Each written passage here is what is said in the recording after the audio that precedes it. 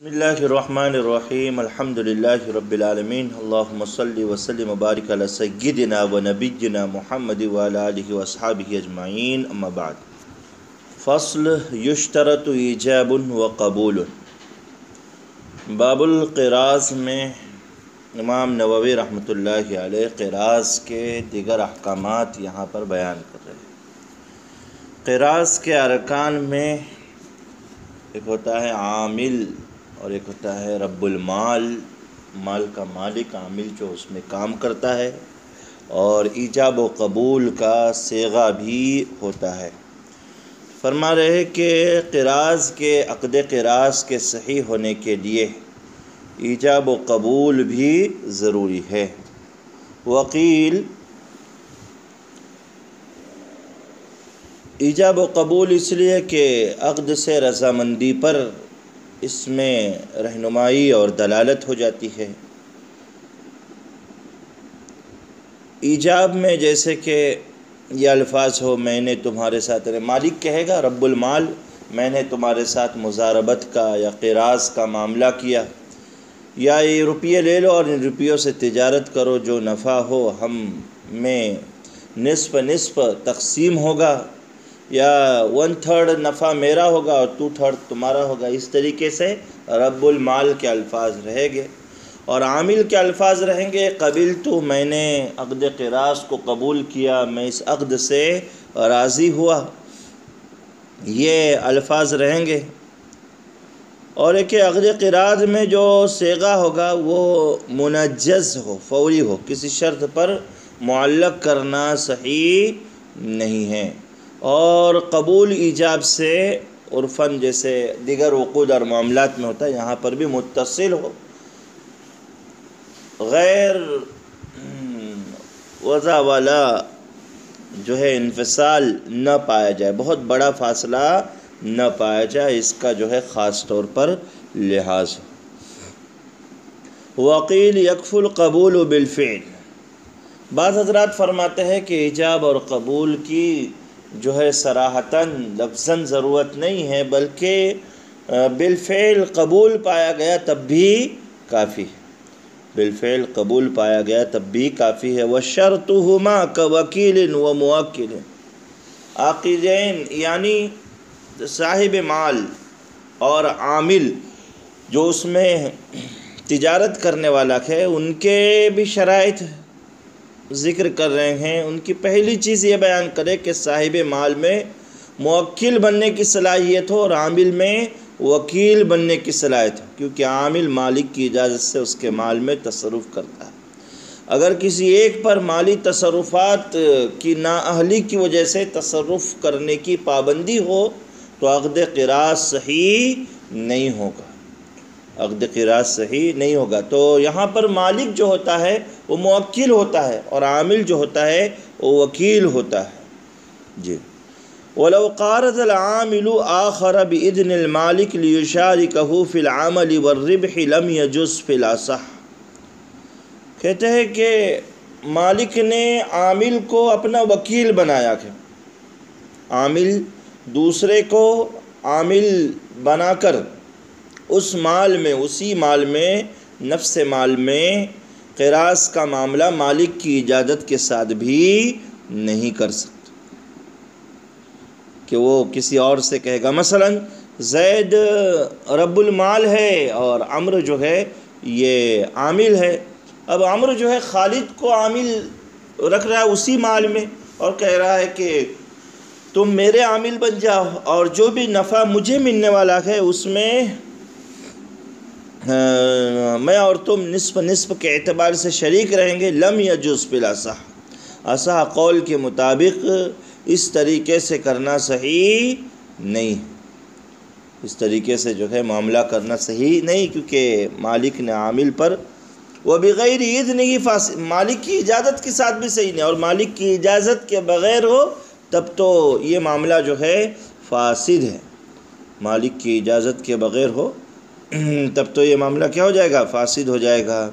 تو عامل کسی اور کے ساتھ اس مال میں قراض کا معاملہ نہیں کر سکتا کہ اس کو بھی محنت اور نفع میں شریک کرے، مالک کی اجازت کے ساتھ بھی نہیں کر سکتا۔ اگر کسی نے اس طریقے سے کیا تو یہ دوسرا عقد باطل ہو جائے گا اور پہلا صحیح۔ اب دوسرے عامل نے اس کے سپرد کی رقم میں تصرف کیا تو اسے مالک کی طرف سے اجرت مثل ملے گی اور اس کا نفع، یعنی دوسرے عامل کا جو نفع ہوگا وہ مکمل مالک کو ملے گا۔ پہلا جو عامل ہے، جو اصل رب المال کا عامل ہے، اس کو کچھ بھی نہیں ملے گا، عمر کو کچھ بھی نہیں ملے گا، خالد کا جو بھی نفع ملے گا وہ زید کو ملے گا، ہماری مثال کے اعتبار سے۔ جی، فَإِن تَصَرَّفَ الثَّانِي فَتَصَرُّفُ غَاصِبٍ، دوسرے نے اگر تصرف کیا بھی تو یہ غاصب کا تصرف ہے۔ فَإِنِ اشْتَرَى فِي الذِّمَّةِ وَقُلْنَا بِالْجَدِيدِ فَالرِّبْحُ لِلْعَامِلِ الْأَوَّلِ فِي الْأَصَحِّ، اگر اس نے ادھار خریدا، اگر اس نے ادھار خریدا، اس نے دوسرے عامل نے، اور قول جدید کے مطابق اگر ہم اسے صحیح مانتے ہیں تو نفع عامل اول کو ملے گا اصح قول کے مطابق، وعلیہ للثانی اجرتہ، اور عامل اول پر لازم ہوگا کہ وہ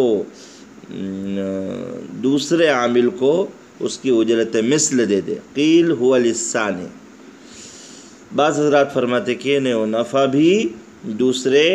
عامل کو ہی ملے گا، اس نے ادھار خریدا اس وجہ سے۔ جی، وَإِنِ اشْتَرَى بِعَيْنِ مَالِ الْقِرَاضِ فَبَاطِلٌ، اور اگر مال قراض کے عین سے، یعنی متعین مال قراض سے بالکل نقد خریدا ہے اس نے، تو ایسی صورت میں اس کا خرید یا عقد ہی باطل ہے۔ اور جیسے اوپر بات آئی کہ عقد اگر باطل مانتے ہیں تو عامل ثانی کا نفع مالک کو ملے گا اور عامل ثانی کو مالک اجرت مثل دے گا۔ وَيَجُوزُ أَن يُقَارِضَ الْوَاحِدِ اثْنَيْنِ مُتَفَاضِلًا وَمُتَسَاوِيًا، ایک آدمی دو لوگوں کو عامل رکھ سکتا ہے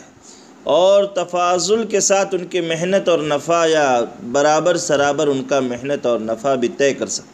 مثلا زید نے عمرو اور خالد دونوں کو عامل بنایا ایک ساتھ، مثلا دونوں کو مال دے دیا اور کہا کہ محنت کیجیے، اور عمرو سے اس نے کہا کہ تم کو جو نفع ملے گا اس میں میں اور تم نصف نصف شریک رہیں گے، اور خالد سے کہے گا کہ تم کو جو نفع ملے گا 1/3 تمہارا 2/3 میرا، اس طریقے سے بھی کہہ سکتے ہیں اور دونوں کو برابر سرابر بھی نفع دلایا جا سکتا ہے۔ وَالْإِثْنَانِ وَاحِدٌ، دو لوگ مل کر ایک شخص کو بھی عامل رکھ سکتے ہیں، یعنی دو رب المال ہو اور ایک عامل ہو تب بھی جائز۔ وَالرِّبْحُ بَعْدَ نَصِيبِ الْعَامِلِ بَيْنَهُمَا بِحَسْبِ الْمَالِ، اب یہاں نفع کی تقسیم کیسی ہوگی؟ نفع کی تقسیم ایسی ہوگی کہ عامل کا حصہ جو بھی طے ہوگا وہ نکالنے کے بعد جو بھی مال بچے گا اب وہ دونوں مالکوں کے درمیان، رب المال کے درمیان، ارباب مال کے درمیان میں ان کے مال کے تناسب کے اعتبار سے تقسیم کیا جائے، ان کے مال کے تناسب کے اعتبار سے اس کو تقسیم کیا جائے گا۔ مثلا ایک آدمی نے دیے ہے 1,00,000 روپے، دوسرے نے دیا ہے 50,000 روپے، 1.5 لاکھ سے دونوں نے مل کر کسی کو عامل رکھ دیا، تو ایسی صورت میں عامل کے لیے اگر انہوں نے نصف نفع طے کیا ہے اور نصف اپنے لیے، تو نفع مان لو آ گیا 10,000 روپے، تو 5,000 روپے عامل کو ملیں گے اور بقیہ جو 5,000 روپے بچیں گے اس میں 1,00,000 والے کو 2/3 دیا جائے گا اور جو 50,000 روپے جس نے لگائے تھے اس کو 1/3 دیا جائے گا۔ وَإِذَا فَسَدَ الْقِرَاضُ نَفَذَ تَصَرُّفُ الْعَامِلِ وَالرِّبْحُ لِلْمَالِكِ، عقد قراض اگر فاسد ہو جائے تو عامل کا تصرف نافذ ہو جائے گا اور نفع مالک کو ملے گا، عامل کا تصرف نافذ ہوگا اور نفع مالک کو ملے گا۔ وَعَلَيْهِ لِلْعَامِلِ أُجْرَةُ مِثْلِ عَمَلِهِ، اور عامل نے جو بھی کام کیا ہے اس کے عمل کی اجرت مثل مالک پر لازم ہوگی، إِلَّا إِذَا قَالَ قَارَضْتُكَ وَجَمِيعُ الرِّبْحُ لِي فَلَا شَيْءَ لَهُ فِي الْأَصَحِّ، ہاں اگر مان لو مالک نے عامل سے عقد قراض کے وقت یہ کہا تھا کہ میں تم سے مضاربت کا معاملہ کر رہا ہوں اور پورا کے پورا نفع مجھ کو ہی ملے گا، حالانکہ ایسا کرنا صحیح نہیں ہے۔ لیکن اگر مان لو اس طریقے سے اس نے کہا ہے مالک نے، اور عامل صاحب بھی اگر اس پہ راضی ہو گئے، تو عامل صاحب کو کچھ نہیں ملے گا، اس لیے کہ انہوں نے نفع کی امید پر محنت ہی نہیں کی، ان کی محنت تبرعاً سمجھی جائے گی، مفت سمجھی جائے گی۔ جی وَيَتَصَرَّفُ الْعَامِلُ مُحْتَاطًا لَا بِغَبْنٍ وَلَا نَصِيحَةٍ بِلَا إِذْنٍ، کہتے ہیں کہ عامل احتیاط کے ساتھ تصرف کرے گا، عامل جو ہے محتاط انداز میں اور احتیاط کے ساتھ تصرف کرے گا مال کے اندر، نہ تو دھوکہ دہی والا کام کرے گا، نہ بغیر اجازت کے ادھار خریدے گا، کچھ بھی نہیں۔ جی عامل احتیاط کے ساتھ کام کرے گا اس مال کے اندر، جی ادھار بھی نہیں بیچے گا کسی کو۔ وَلَهُ الْبَيْعُ بِعَرْضٍ، البتہ سامان کے بدلے میں اگر اس نے رب المال کا بھی سامان بیچ دیا تو اس کو اس کا اختیار ہے۔ جی اگر ادھار کسی کو بیچ رہا ہے عامل، تو ایسی صورت میں گواہ بھی رکھنا اس کے لیے ضروری ہوگا۔ کوئی ایسا تصرف عامل نہ کرے جس کی وجہ سے مالک کو سخت قسم کا نقصان اٹھانا پڑے گا، یہ مطلب ہے۔ وَلَهُ الرَّدُّ بِعَيْبٍ تَقْتَضِيهِ مَصْلَحَةٌ، اگر مان لو کہ عامل نے کوئی چیز عقد قراض میں خریدی ہے، تو ایسی صورت میں اگر اس میں عیب نظر آ رہا ہے، تو مصلحت اگر متقاضی ہو، مصلحت کا تقاضا ہو، تو عیب کی وجہ سے اسے واپس کرنے کا پورا حق ہے۔ فَإِنِ اقْتَضَتِ الْإِمْسَاكَ فَلَا فِي الْأَصَحِّ، فَإِنِ اقْتَضَتِ الْإِمْسَاكَ فَلَا فِي الْأَصَحِّ، لیکن مصلحت یہ کہہ رہی ہے کہ اس کو واپس کرنا ضروری نہیں ہے، تو اس کو واپس نہ کرے اصح قول کے مطابق۔ وَلِلْمَالِكَ الرَّدُّ، اور مالک کو یہ حق حاصل ہے کہ وہ جن صورتوں میں عامل عیب دار چیز عقد قراض کی واپس کر سکتا ہے، مالک کو بھی واپس کرنے کا حق ہے۔ فَإِنِ اخْتَلَفَ عُمِلَ بِالْمَصْلَحَةِ، اگر مالک اور عامل دونوں کا اختلاف ہو گیا، عامل کہہ رہا ہے اور چیز کو لوٹا دو، مالک کہہ رہا ہے رد دو، تو مصلحت کے مطابق عمل کیا جائے گا۔ وَلَا يُعَامِلُ الْمَالِكَ، عامل مالک سے معاملہ عقد قراض کے اندر نہیں کرے گا، یعنی مالک کی دیے ہوئے پیسے ہے، اس سے کوئی چیز خرید رہا ہے، وہ مالک کو ہی بیچ رہا ہے، تو یہ صحیح نہیں۔ وَلَا يَشْتَرِي لِلْقِرَاضِ بِأَكْثَرَ مِنْ رَأْسِ الْمَالِ، کہتے ہیں کہ عامل کا کام یہ بھی ہے کہ مالک نے مان لو 1,00,000 روپے دیے ہیں، تو خریدی جو کرے گا تو 1,00,000 کے اندر ہی کرے گا، وہ اب چاہے گا 1,05,000 کی، 1,01,000 کی میں خریدی کروں، تو یہ ایسا نہ کرے۔ راس المال جتنا ہے عقد قراض کا، اس سے زیادہ عامل نہ خریدے۔ وَلَا مَن يَعْتِقُ عَلَى الْمَالِكِ بِغَيْرِ إِذْنِهِ، جی کہتے ہیں کہ ایسا غلام بھی نہ خریدے مالک کی اجازت کے بغیر جو مالک کے قبضے میں آتے ہی آزاد ہو جاتا ہو۔ وَقَضَى زَوْجُهُ فِي الْأَصَحِّ، جی وَقَضَى زَوْجُهُ فِي الْأَصَحِّ، کہ مالک کی بیوی کو یا اگر مالکن ہو تو اس کے خاوند کو، جو غلام ہیں، باندی ہے، ان کو بھی نہ خریدے۔ وَلَوْ فَعَلَ لَمْ يَقَعْ لِلْمَالِكِ، اگر عامل نے ایسا کیا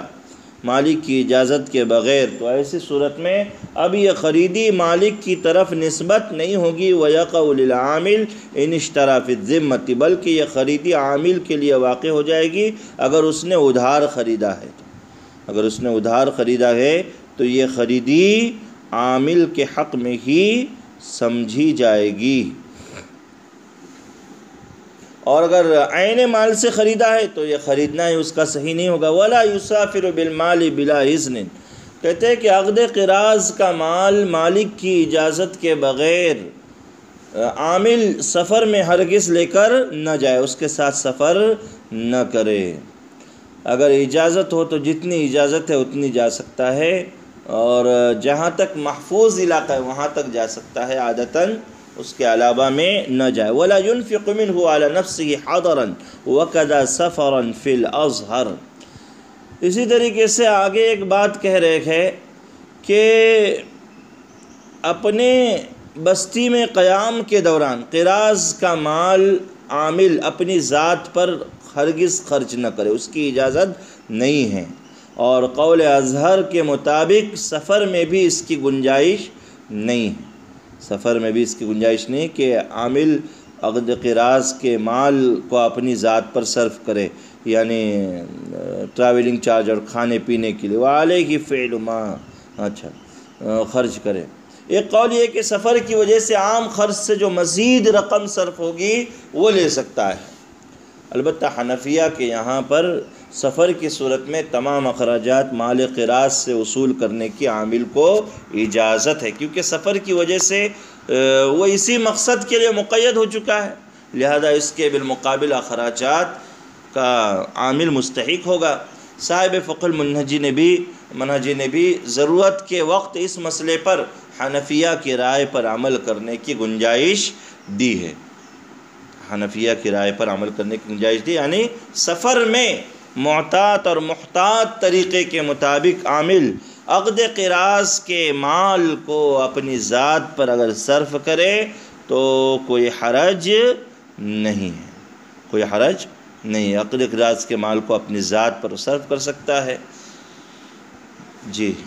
آگے کہہ رہے ہیں وَعَلَيْهِ فِعْلُ مَا يُعْتَادْ كَطَيِّ الثَّوْبِ وَوَزْنِ الْخَفِيفِ كَذَّهَبٍ وَمِسْكٍ لَلَمْتِعَةِ الثَّقِيلَةِ وَنَحْوُهُ وَمَا لَا يَلْزَمُهُ لَهُ الْإِسْتِئْجَارُ عَلَيْهِ۔ کہتے ہیں کہ عادتاً عامل اور تاجر جن امور کو بذات خود انجام دیتے ہیں، عامر پر لازم ہے کہ وہ بھی بذات خود ان امور کو انجام دے اگرچہ وہ ان کا عادی نہ ہو، جیسے ہلکی چیزوں کا وزن کرنا، سونا اور مشک وغیرہ۔ بھاری بھرکم اگر سامان ہے تو اس کا وزن کرنا عامل کی ذمہ داری نہیں ہے، وہ کانٹے والے کو اجرت پر لے کر یہ کام کرے۔ اگر کسی کو اس نے ان امور کے انجام دہی کے لیے نوکر رکھا تو تنخواہ عامل اپنی جیب سے ادا کرے گا، مال قراض سے ادا نہیں کرے گا۔